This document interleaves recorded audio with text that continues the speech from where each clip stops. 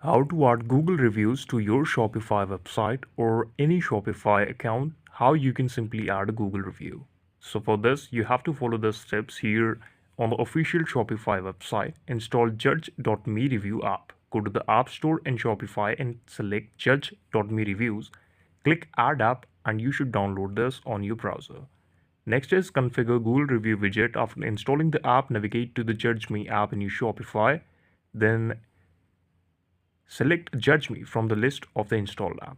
In application, you need to click on the settings section. Under review widget, you will find various settings to customize how the review will appear on your page.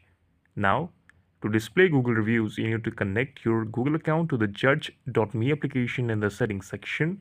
Look for the Collect Review tab and then click on the Connect Google account button and follow the authorization steps to grant the access to your Google review. Once your Google account is connected, you can customize the appearance of the review widget to match Shopify. You can choose the layout, colors, and display setting.